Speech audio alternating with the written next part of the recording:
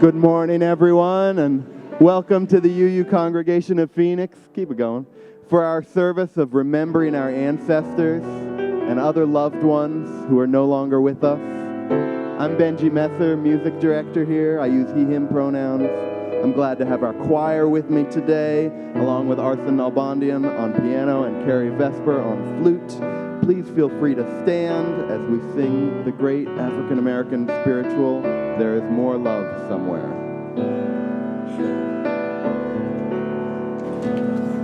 There is more love somewhere. There is more love somewhere. I'm gonna keep on till I find it. There is more love somewhere. More hope.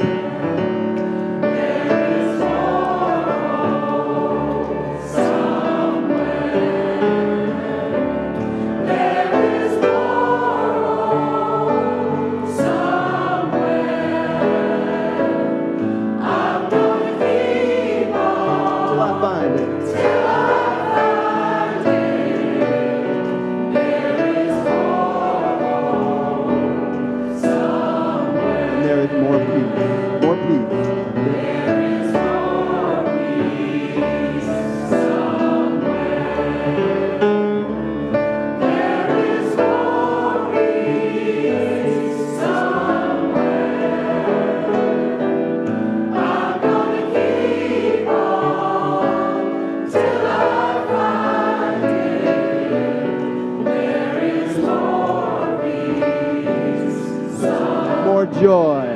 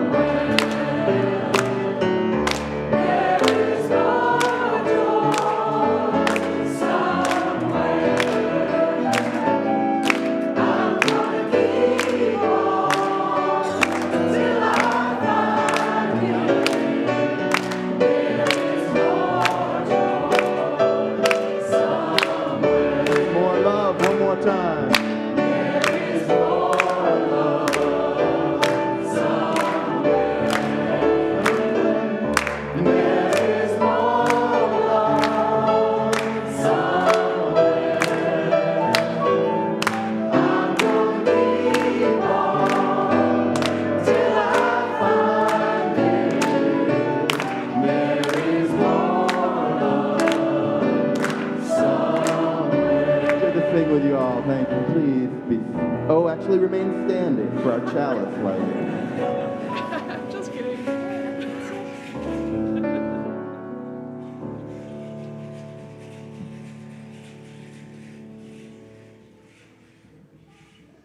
Good morning. I'm John Palumbo. My pronouns are he, him, and I am your worship associate today. Join me as we recite our covenant and Felix lights our chalice.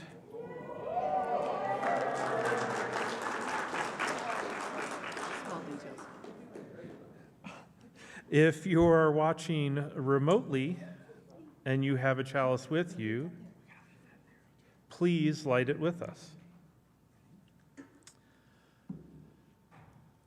Love is the doctrine of this congregation. The quest for truth is our prayer, and service is our prayer. To dwell together in peace, to seek truth and freedom, to share our strength in fellowship, thus do we covenant.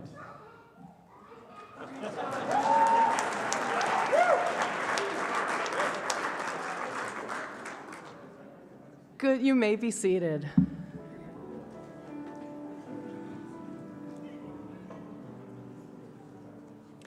Good morning, everyone. Good morning. And welcome home. Welcome to our worship, our very special worship, honoring our ancestors, those who have come before, whether they are family that predates, whether they are folks who have died too soon, whether they are chosen family, we honor them.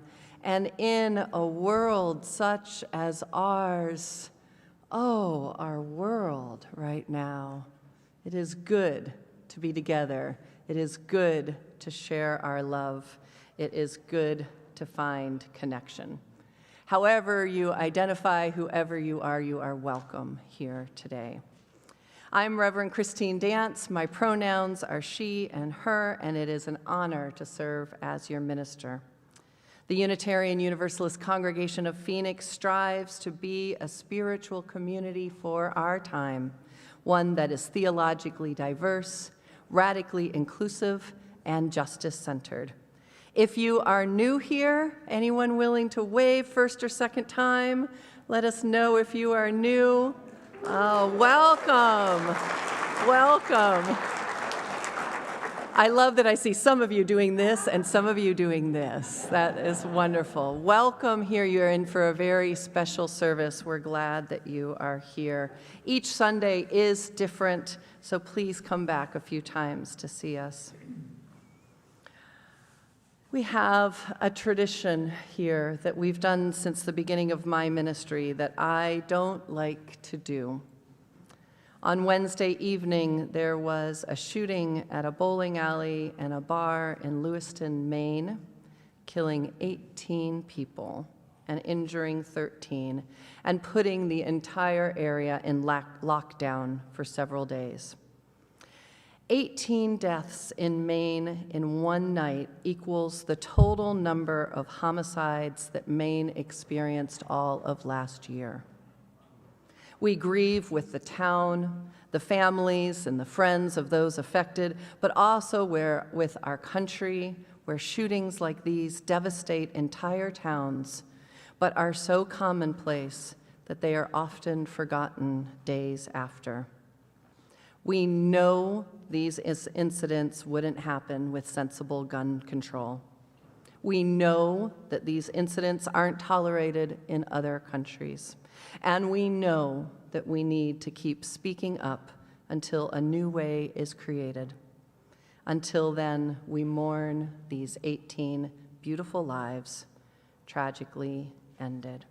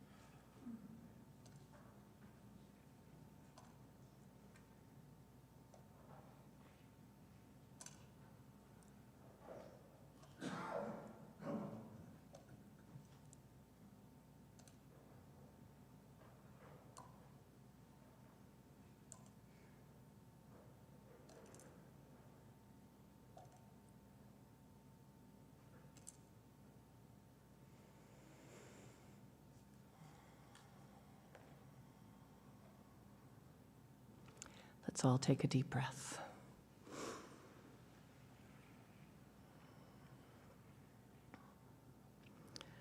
So as it is in life, as it is in congregations, we go from that to all the joyful things that are happening in our congregation.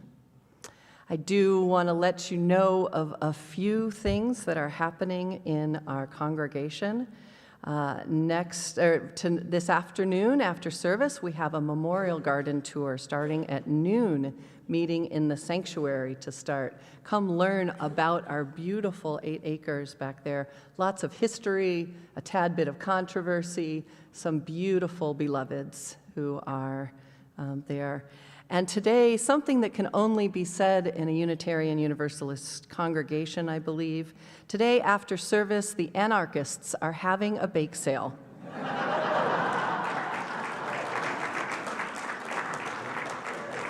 I've been wanting to say that sentence here since I learned that it was happening. Our beautiful anarchists are having a bake sale on the patio during coffee hour to benefit Phoenix Whelani Defense. We're not getting into that, Pete. And I just want to put on a little celebration. We want to remind you that we have 2 more weeks until our fun fundraiser on November 11th. How many are coming? It's going to be, oh yes, it's going to be so much fun. Food, drink, silent auction item, and a raucous live auction. It will be so much fun, and we still need some help. If you want to volunteer to help set up, and there is still time to donate an item or a service. Last year, I volunteered to set up, and it meant that I could pre-look at all of the items. Just a little thought there. Find all of the information in Compass. So now, I invite you to settle into your body, to take a deep breath. And I invite you to draw deeper into the present moment and deeper into our worship time. And to start off our service, I am proud to introduce you to our own Abuela Sylvia Sharma. We have been lucky to have Sylvia share her indigenous Mexican culture with us. And we've invited her to share a Dia de los Muertos blessing with us from her culture.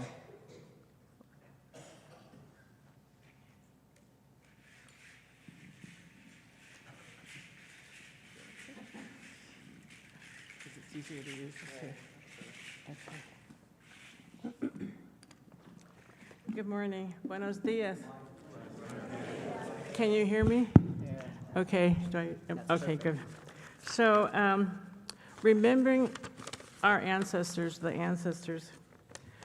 I am Dr. Sylvia Ann Lemus Sharma.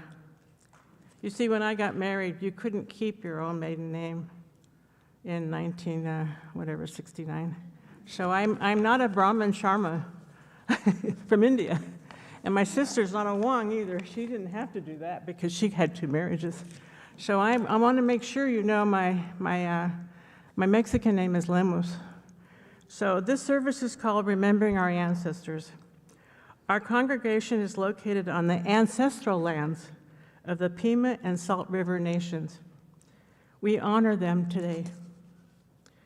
So my name is, I said earlier, is Sylvia Ann, and it is from my ancestor.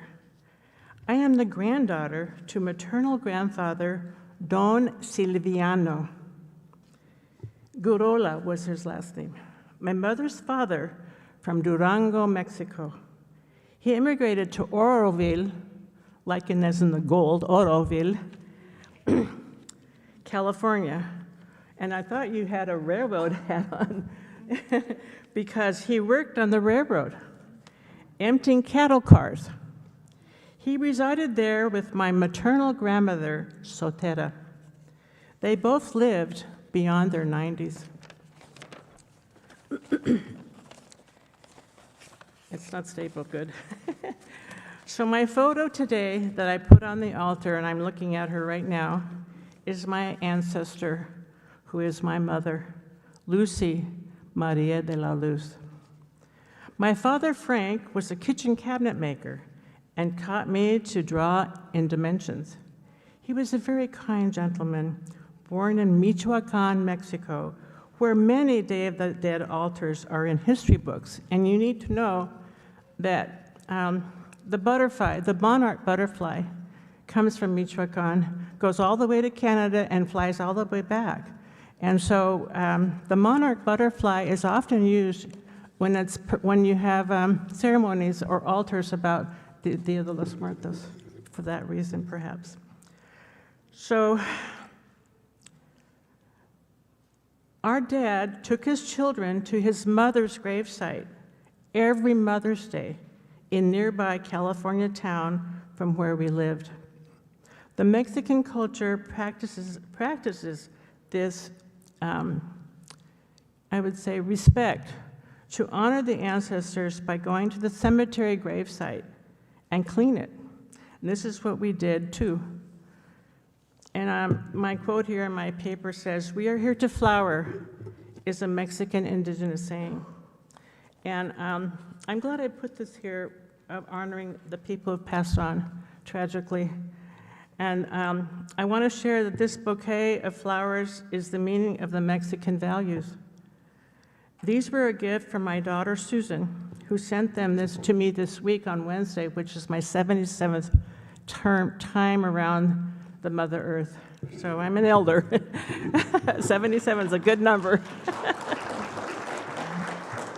And I hang on to those bars in the stairs, and I look forward to your vision of a ramp over there.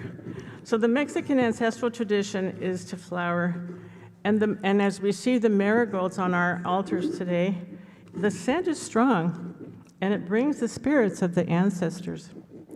We also bring food that our deceased would like to eat to put on the altar, and the local Mexican bakeries make pan de muerto.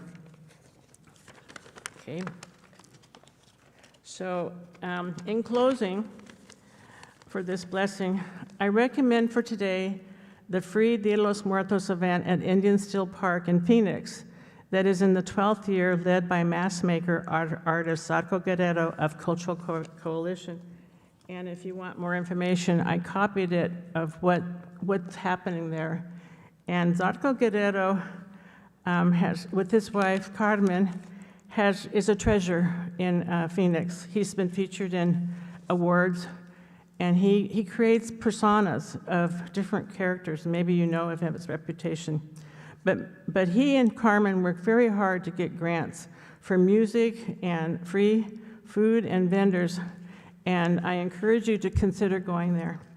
Also, more close to the local Scottsdale area is downtown Scottsdale Civic Center, where 2 beautiful altars were created from funding from Scottsdale's nonprofits. And late last night was a fantastic cultural 2-hour show I was able to attend about Mexican ancestors. And I learned about that from Carolyn Allerby, who saw it. And I went there, and it's very, very impressive. It's outstanding. They're a group who live 4 months of the year in Phoenix, and then they live in Los Angeles. And so their talent is to bring all that performing glamour, and it's truly remarkable to be there.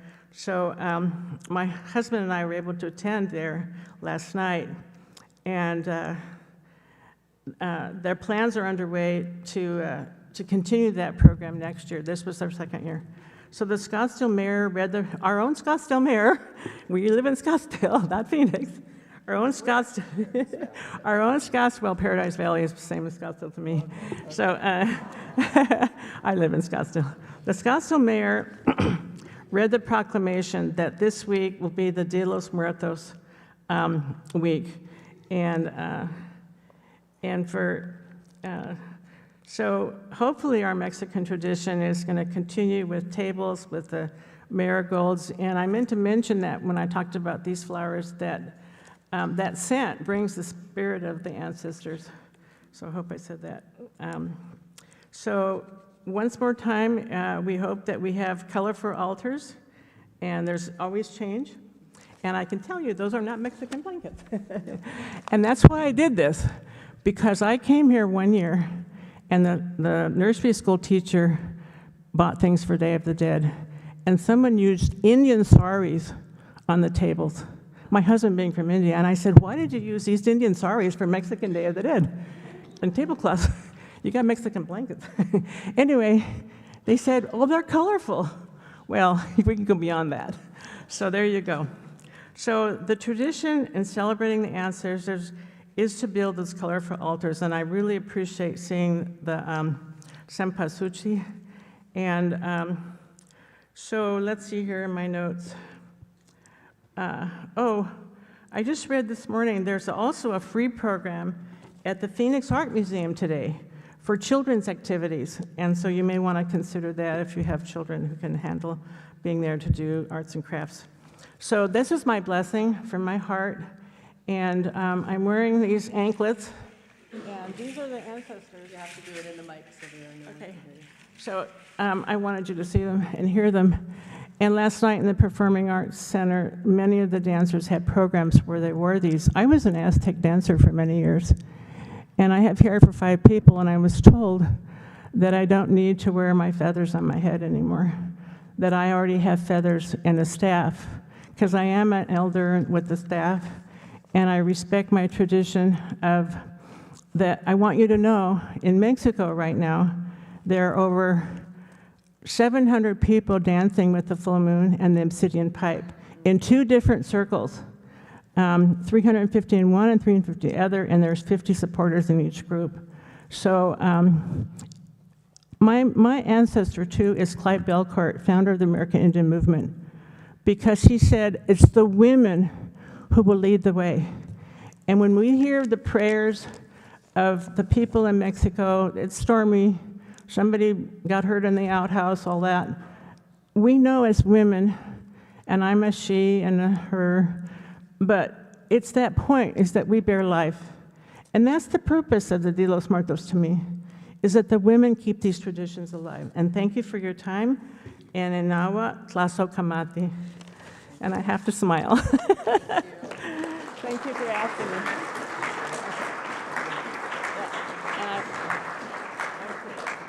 I didn't have to read it with my bifocals. You were good. I can read without my bifocals. Oh, thank you. Okay, so remember that the Mexican people have colorful flowers, and I was told that pink and red can't be put together by a nun, and we use pink and red together all the time. So that's why I like these flowers my daughter sent me. That's awesome. Yeah. Thank you. Yep, over and out. Thank you.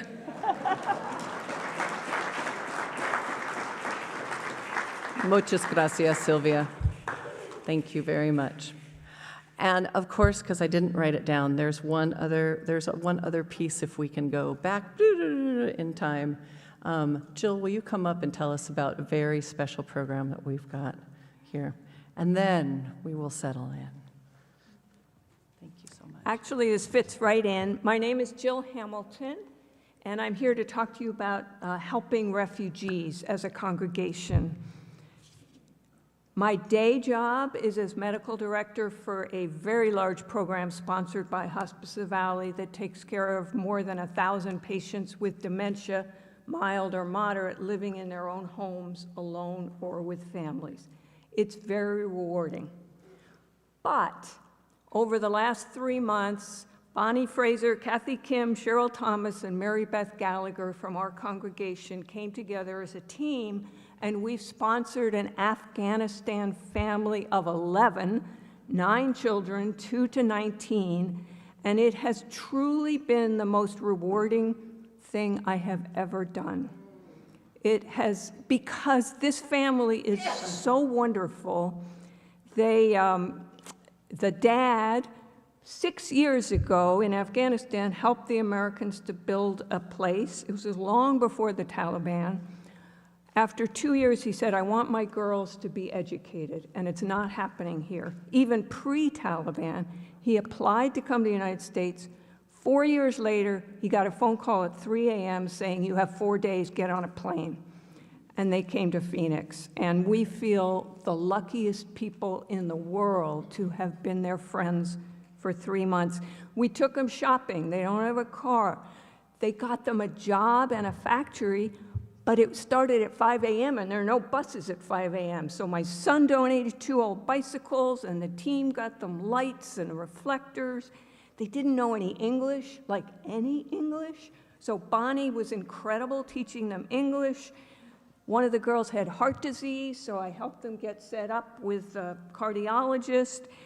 Of course, Kathy got them into schools, and they knew nothing about parent-teacher night and what is all this stuff.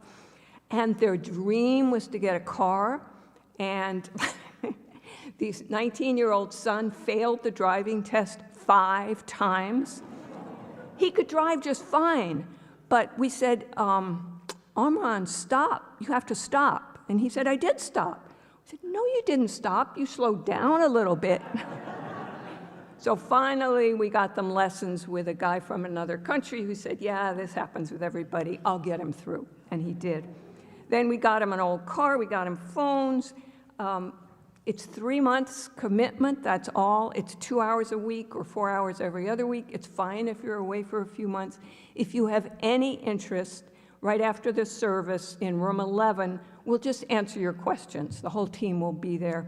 And it's also on the website under Service and Justice. It's a gift, so thank you very much.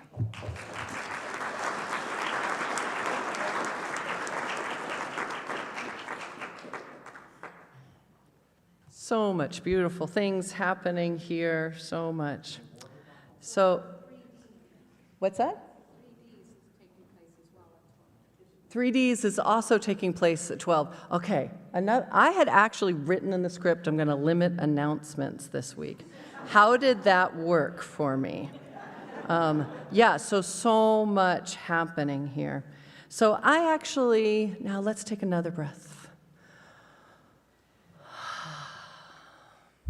And I'd like to invite our children and anyone who wants to join us up for some together time, and we'll be talking a little bit more about some sacred things in our congregation.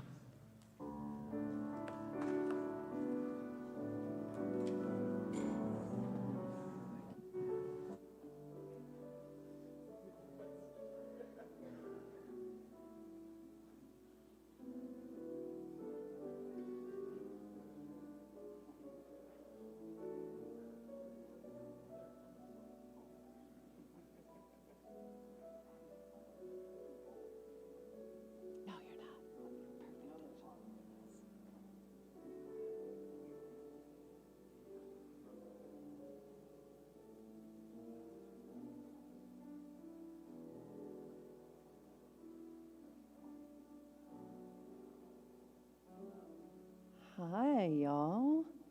Hi. And this is for all of us here. So, what is this week? There's a number of holidays. What's going on this week, Sylvia? Day of the Dead and Halloween. Yes, very good. Yes. Technically, Halloween was called All Hallows Eve, but back, I believe, before the 1624, it was called Halloween. Yes, so it's all comes, there are very complex stories from different languages. Samhain is another term that some folks use, but thank you for connecting those two for us, Sylvia. It is a sacred time in our calendar when we remember that those people who have died, and we remember the legacy that lives on. And I believe that this is a pretty countercultural time for us, because a lot of times in Western culture, we want to kind of just pretend that didn't happen. We want to sterilize it and sweep it under the rug, right?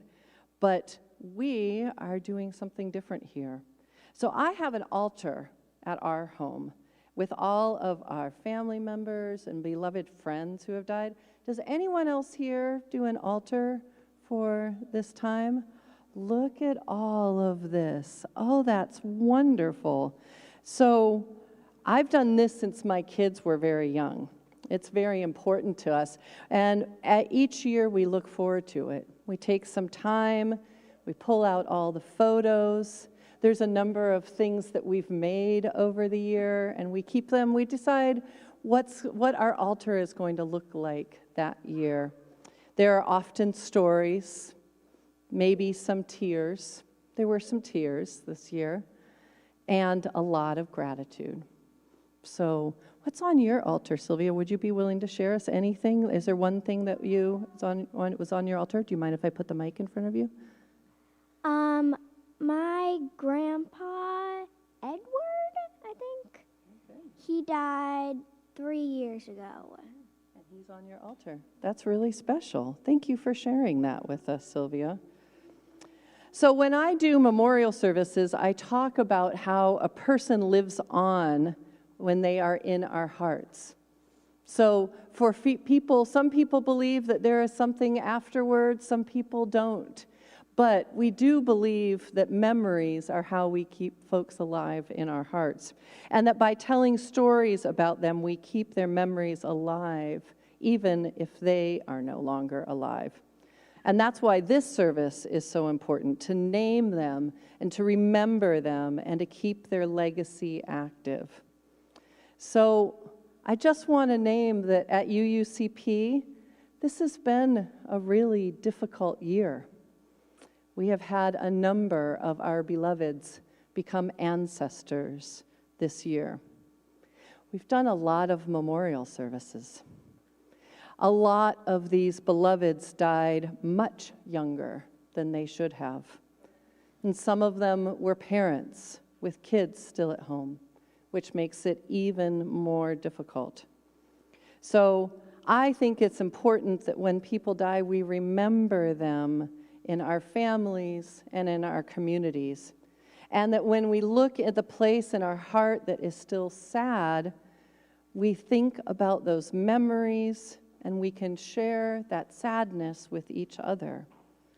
But also, I believe that sadness is because we loved so much.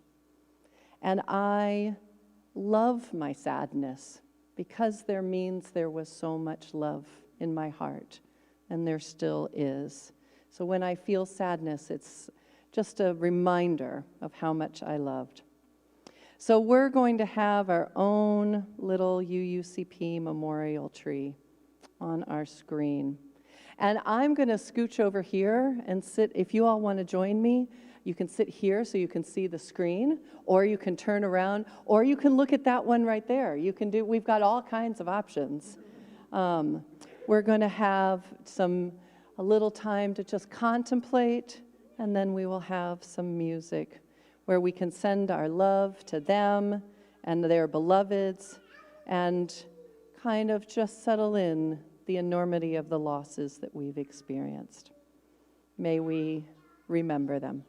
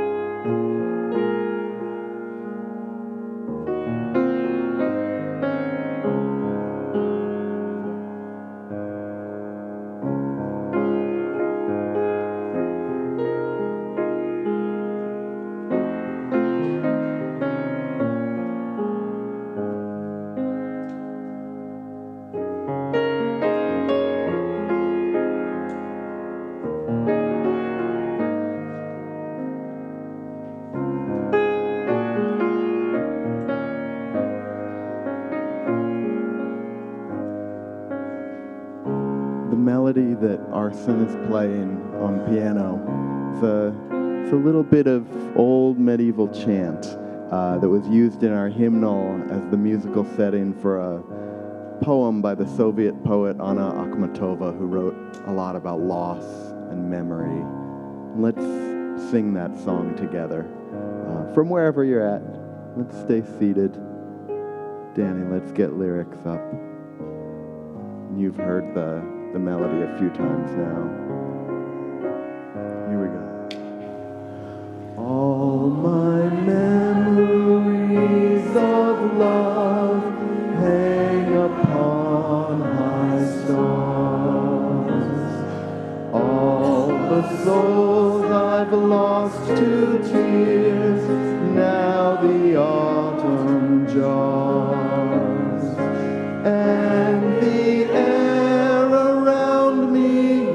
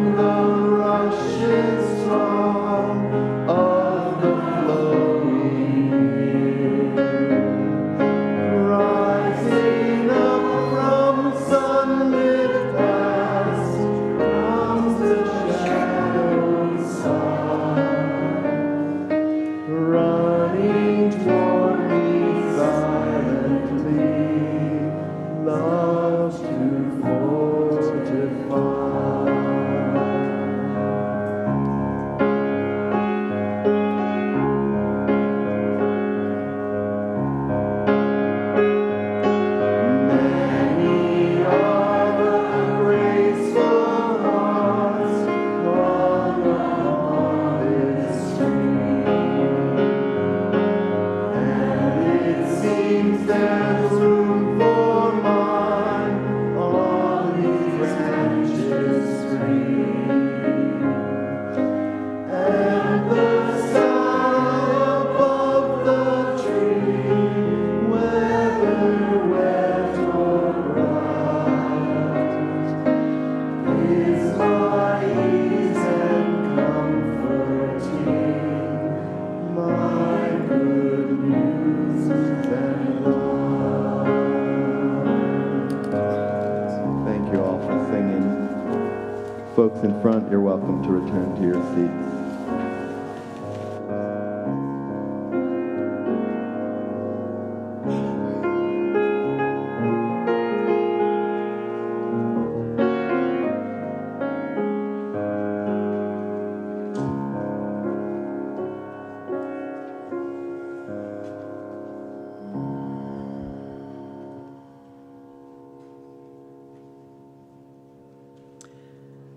It is important to practice in this community to make time for joys and sorrows. Were there? Yes, thank you, Dan. We do this to amplify our joys and have companions along with the difficult times. Whether you come with laughter in your heart or tears, all of you matters. If you are on Zoom and want to share a joy or sorrow, please type it into the chat with a brief note on what's in your heart today. And there are little pieces of paper on the table there for next week. As we open this sacred time, let us center ourselves with a moment of stillness.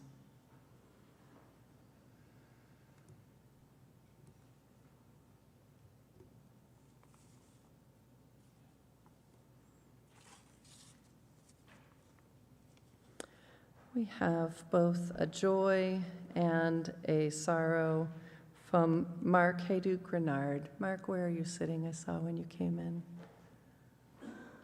Right over there? Okay. Oh, just stepped out?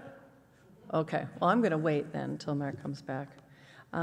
Because also today we have a very special birthday.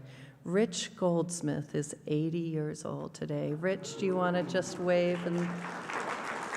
There's Rich.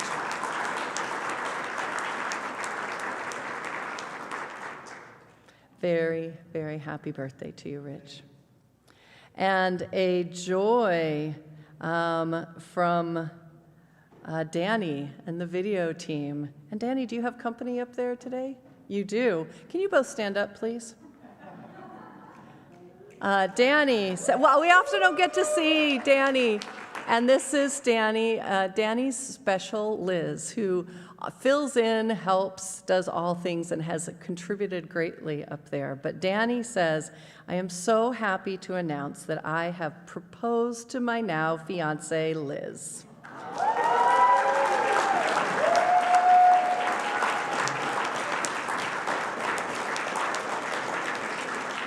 We are so happy to begin this new journey together in love. Congratulations to both of you.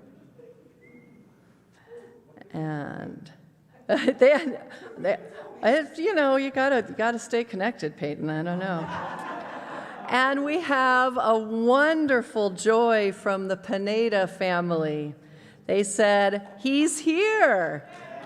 Matthew Isaac was born on Tuesday afternoon. He and Mama are both healthy and well, and we are thrilled to be home together. You'll forgive us for not being on camera today, but we are glad to be here with us all. Congratulations, Nick and Jessica and Lily and Knox and baby Matthew.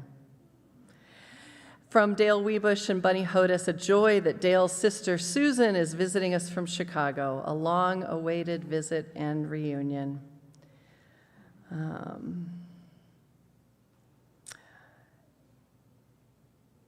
And we have, Amy Miskell tells us that a UUCP member, Jennifer Smith, was in a Maine during the shooting. Amy has been in touch with her and says that the whole part of the state was in lockdown, but she is safe. And is Mark back? No? Mark, if you see Mark Haydu Grenard, we've got both a joy and concern. Mark has not been here since September because his car was totaled in the middle of September. He was at fault, but he has been waiting around to get a new car and has been walking. He's been walking up to 2 miles a day to get groceries. And we're so glad to see him back today. And he also wanted to let us know that his sister's boyfriend has bladder cancer and was going in for a scan. So if you see Mark, both welcome him back and give him love for that. For all the joys and sorrows of our community, we send our love. We give our love to each other. We share it with those online, knowing we are all in one community.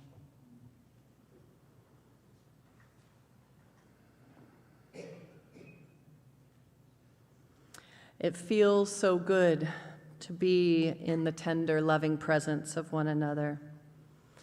Let's soften our hearts even more in these difficult times into a spirit of meditation and prayer. I invite you to relax and settle into this present moment. Spirit of life, Spirit of love, we are grateful for this day to gather and remember. We are grateful for our presence in community, for our breath, for our blood running through our veins, for the vitality in our bodies. We come here today with so many feelings on our heart, for the losses in Maine, for the utter heartbreak and devastation in the Middle East, with concern for our own country, and with joys like new babies, engagements, symbols of hope and love,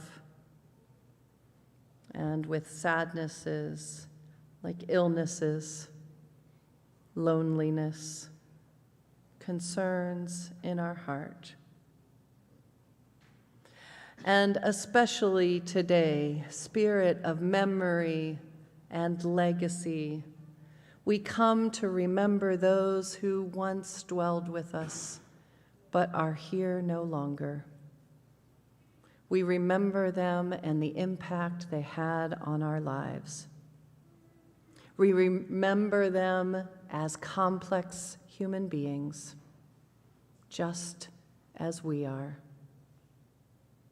We remember how they shaped us, how they continue to shape our lives even when they are gone.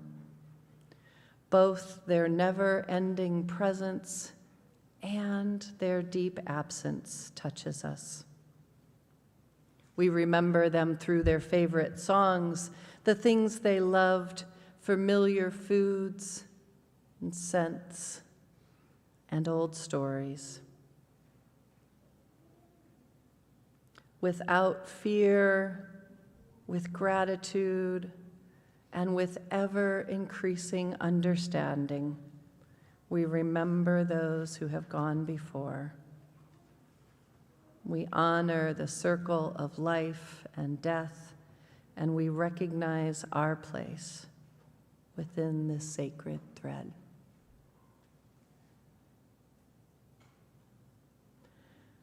Folks on Zoom, I invite you to grab, if there's any photos of beloveds around you that you want to hold up to your camera, or write their names in the chat. I invite those here in the room to say aloud the names of those you are remembering today. We bring their names and faces into our space with love and gratitude.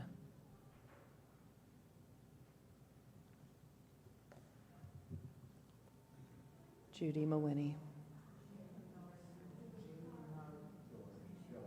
Glennis Dietrich.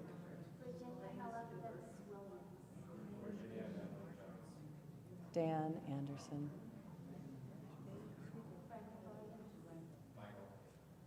Keely Fassett.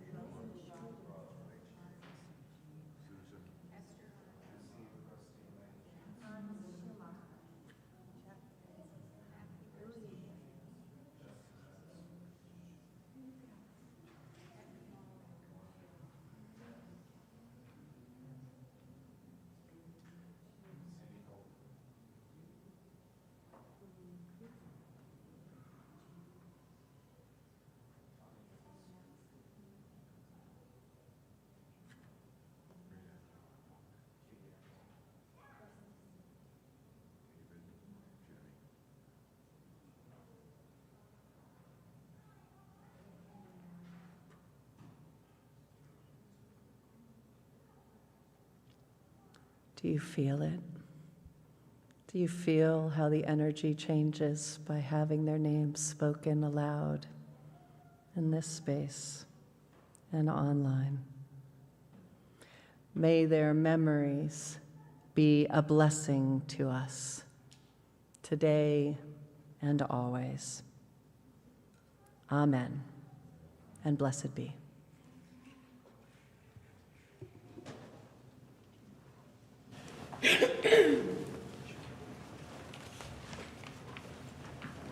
Our next song was written on the evening of Friday, November 7th in 1950 at a party at the home of the great Ecuadorian painter Oswaldo Guayasamín, who was described at his death as like the Michelangelo of Latin America.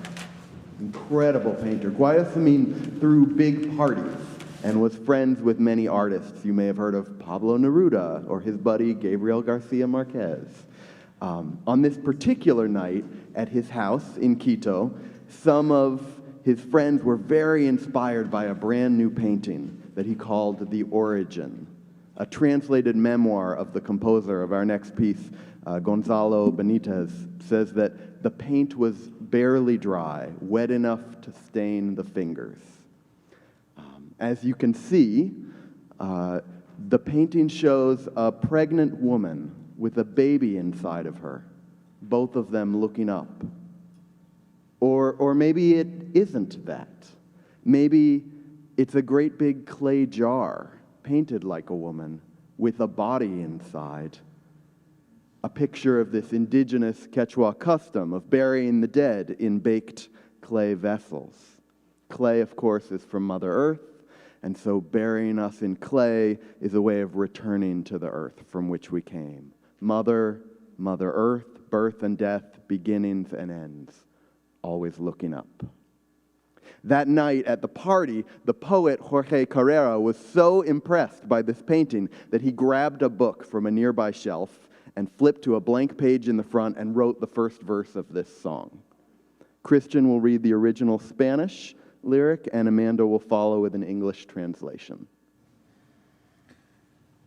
Yo quiero que a mí me entierren, como a mis antepasados, en el vientre oscuro y fresco de una vasija de barro.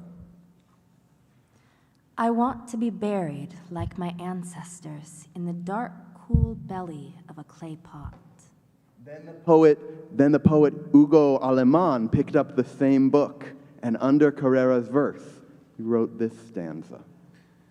Cuando la vida se pierda, tras una cortina de años, vivirán a flor del tiempo, amores y desengaños. When life is lost behind a curtain of years, loves and disappointments will live on in the flowering of time. And then a painter, Jaime Valencia, grabbed the book and wrote these lines. Arcilla cocida y dura, alma de verdes collados, luz y sangre de mis hombres, sol de mis antepasados. Clay fired hard, soul of green hillsides, light and blood of my people, son of my ancestors. In his memoir at this point, Benitez says that he wanted to try and he grasped at the book, but the great poet Jorge Enrique Adoum grabbed it away from him and wrote the final stanza. De ti nací y a ti vuelvo, arcilla, vaso de barro, con mis muertos yazgo en ti, en tu polvo enamorado. From you I was born, and to you I return. Clay, vessel of earth, with my dead I lie in you, in your beloved dust.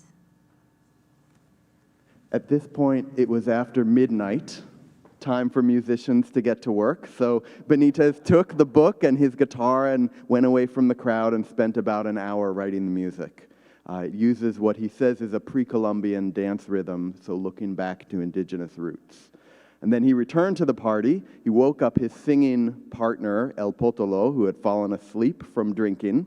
And together they learned to sing this new song. He writes, I left for home at about 2 in the morning myself, but they went on singing until 6 in the morning.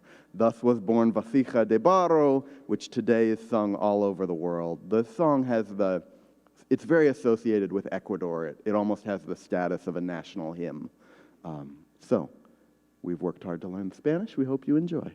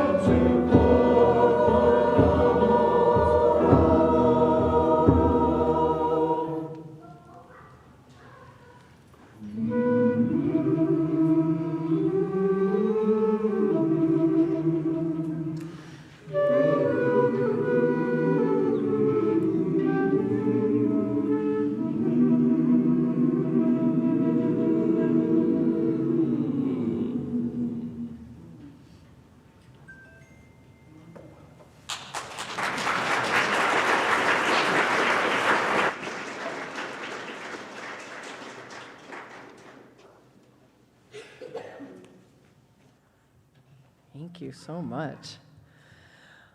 Our space is filled with the names and the photos of our beloveds, and this is the opportunity now to share with each other.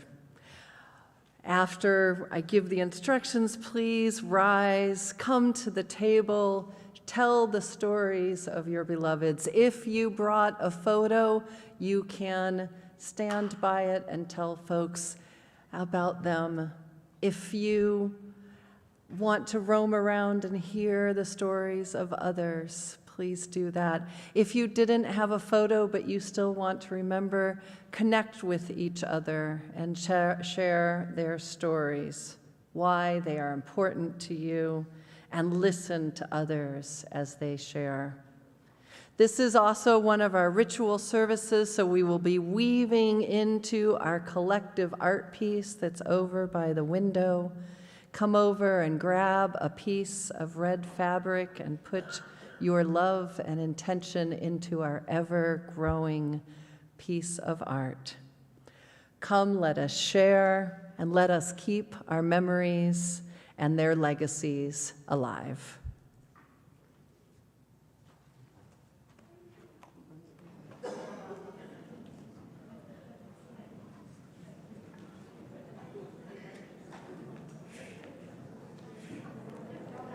We'll take maybe 5 or 6 or 10 minutes for this, and then we'll close the service.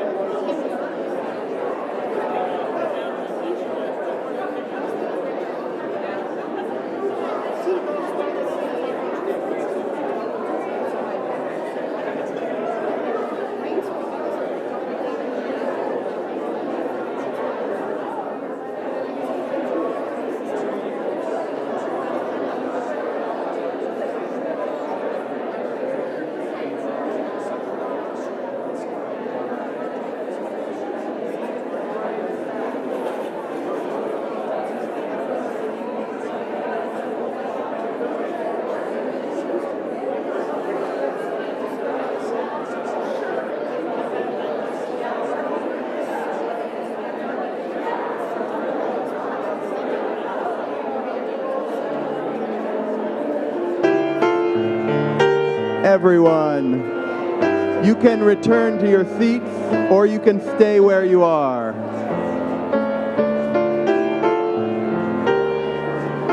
Oh, maybe you should.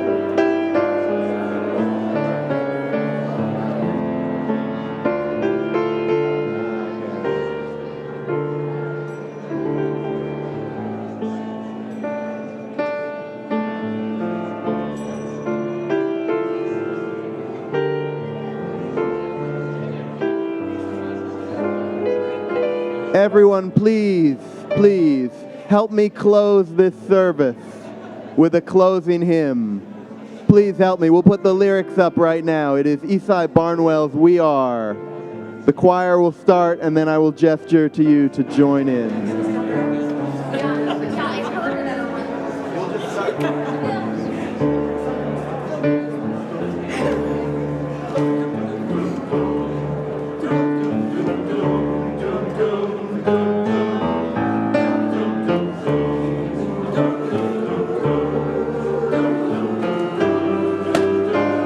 Let's sing, folks.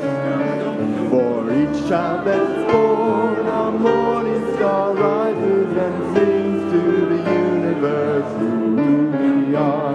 For each child that's born, a morning star rises and sings to the universe who we are. We are our grandmother's prayers, and we are our grandfather's dreamings. We are the breath of our ancestors. We are the Spirit of God. We're mothers of courage, fathers of time, daughters of dust, and sons of great vision, sisters of mercy, brothers of love, lovers of life, and builders of nations, seekers of truth, and keepers of faith, makers of peace and the wisdom of ages. We are our grandmother's prayers, and we are our grandfather's dreamings. We are the breath of our ancestors. We are the Spirit of God. For each child that's born, a morning star rises and sings to the universe who we are. For each child that's born, a morning star rises and sings to the universe who we are. For each child that's born, a morning star rises and sings to the universe who we are. For each child that's born, a morning star rises and sings to the universe who we are. Stay standing, and please continue to share your stories with each other. I know people still wanted to make their way around the table, and we have coffee hour at noon, and we have all of those things you heard about earlier starting at noon, and we hope that you will say hello to our newcomers as well. May we leave feeling the touch of our ancestors in our hearts and carry them in our memories. May we know that by keeping their stories alive, we carry forward their legacy. May we have comfort